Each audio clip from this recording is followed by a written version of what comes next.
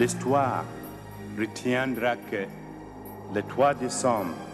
1997, plus de 100 gouvernements se sont formellement engagés de ne plus produire, vendre ni utiliser ces sinistres engins de mort qui sont les mines terrestres.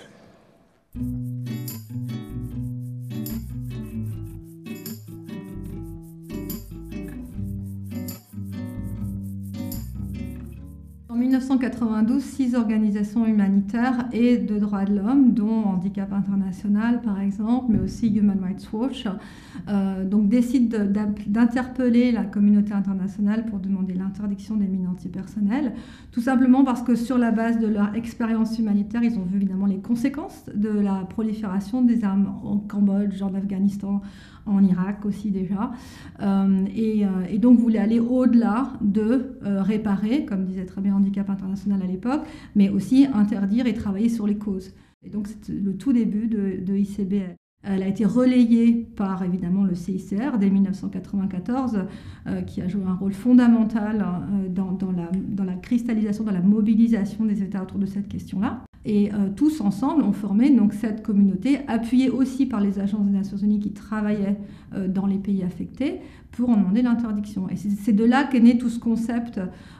quelque part, de désarmement humanitaire, où on aborde en fait l'interdiction d'une arme conventionnelle, en l'occurrence là, mais de l'interdiction d'une arme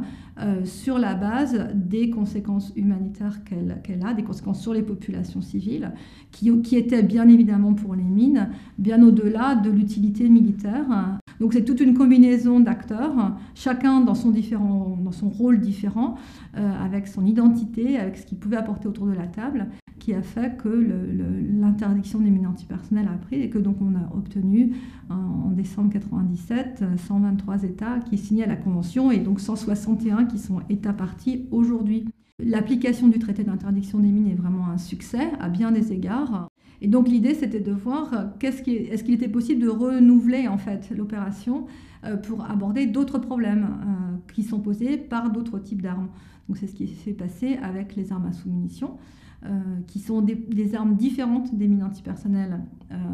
au départ, mais dont les conséquences sur les populations civiles sont très identiques et dont les conséquences à long terme sont très identiques. Donc un processus tout à fait similaire en fait s'est mis en place avec pas mal des mêmes personnes qui ont apporté leur expérience dans cette campagne et où finalement donc en 2008 après donc malheureusement l'utilisation massive des armes à sous-munitions donc au Sud-Liban par Israël à l'été 2006, après cette utilisation qui a remis les armes à sous-munitions à l'ordre du jour en fait, qui a permis à l'opinion publique internationale de se rendre compte de ce qu'étaient les conséquences des armes à sous-munitions. Eh bien, en mai 2008 et puis ensuite en décembre, on a eu donc 113 États qui ont signé la Convention sur les armes à sous-munitions.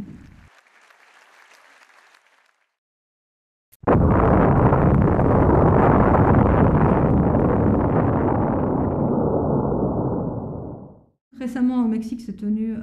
une deuxième conférence sur l'impact humanitaire des armes nucléaires. Elle faisait suite donc à la première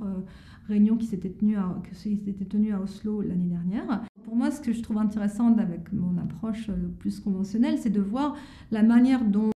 l'approche de désarmement humanitaire pour le désarmement nucléaire est utilisée pour vraiment, encore une fois, remettre autour de la table les États autour des vraies questions. Les armes nucléaires sont des armes, de poser la question de leur utilité militaire aujourd'hui au XXIe siècle,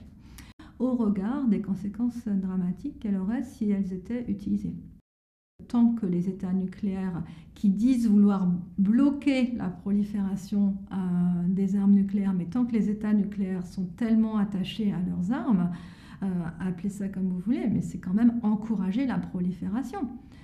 Donc il faut quand même arriver à résoudre cette contradiction. Donc essayons d'avoir tous ces débats et puis on verra où ils nous mènent.